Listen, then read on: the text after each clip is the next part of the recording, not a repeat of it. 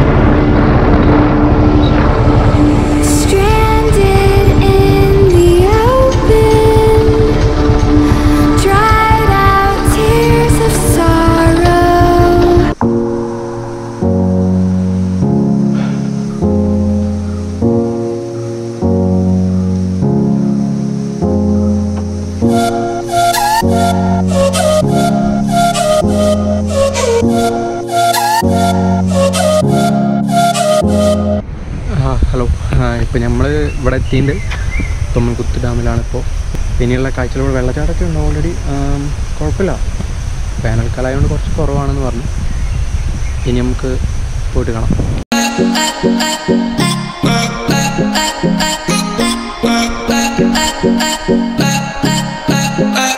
ഇവിടെ entry fees ഭയങ്കര കേട്ടോ. ഈ ക്യാമറ ഇപ്പോൾ നമ്മളിപ്പോൾ GoPro എടുക്കുന്നുണ്ടല്ലോ, ഇതിനിപ്പോൾ 250 രൂപ ചാർജ് ആക്കണേ. അതുപോലെ നോർമൽ ആൾക്ക് വീഡിയോ ഫോട്ടോ എടുക്കാനൊക്കെ ഒരു 50 രൂപ ആകും. പക്ഷെ വീഡിയോ ക്യാമറ 250 രൂപ.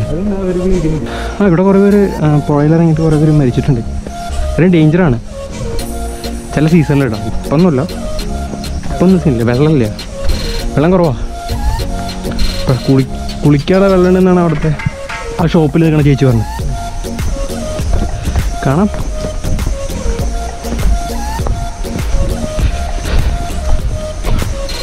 ടോട്ടൽ അവിടെ നിന്നൊരു 150 കിലോമീറ്റർ ഉണ്ടാവില്ലേ തൃശ്ശൂരിൽ നിന്ന്?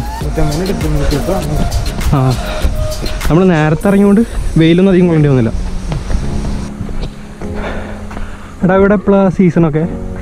സീസൺ ടൈം എന്ന് പറഞ്ഞാൽ ഇനിയിപ്പോൾ സീസൺ ആവുക. മഴ പെയ്താൽ സീസൺ ആവുക.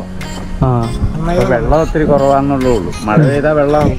ഇവിടെ പിന്നെ ഇവിടെ റോഡിൽ കയറി അവിടെ വരെ കയറി പോകും. ഓ, കുറേ പേര് മരിച്ചിട്ടുണ്ടല്ലോ അവിടെ, ഞാൻ പേപ്പറിലൊക്കെ കണ്ടിരുന്നു.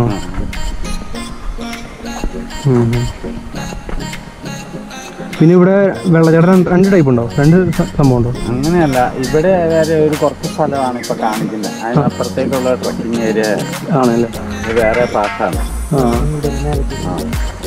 അങ്ങനെ ഒരു ദിവസത്തെ ഫുള്ളായിട്ട് പോകാവുന്ന അത്രോളം പോകുന്നതാണ്. 11 കിലോമീറ്റർ നടക്കാവുന്ന. അപ്പോൾ അവിടെ ഒരു ദിവസം അവർ രാത്രികളും ഗുഹകളും കാട്ടുമൃഗങ്ങളൊക്കെ ഉള്ള സ്ഥലം. അപ്പോൾ അവിടേക്ക് പോകണമെങ്കിൽ എങ്ങനെയാണ് കാര്യങ്ങൾ? ഇവിടെ ആ ഫോൺ നമ്പർ ഉണ്ട്. ആ ഫോൺ നമ്പർ മേടിച്ച് വിളിച്ച് ബുക്ക് ചെയ്യുന്നവർക്ക് മാത്രമേ പാസ്പോർട്ട്. ഫോൺ നമ്പർ ഉണ്ടോ? എൻ്റെ കയ്യിലില്ല. അവിടെ ചോദിച്ചാൽ മതി. കൗണ്ടറിൽ എഴുതിയിട്ടുണ്ട്. ശ്രദ്ധിച്ചു. ഇവിടെ ആ പുറത്ത് എഴുതിയിട്ടുണ്ട്.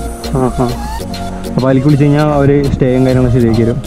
സ്റ്റേ ഇല്ല, അന്ന് തന്നെ പോയി തരാം. 5 പേരുടെ ഗ്രൂപ്പിലെ.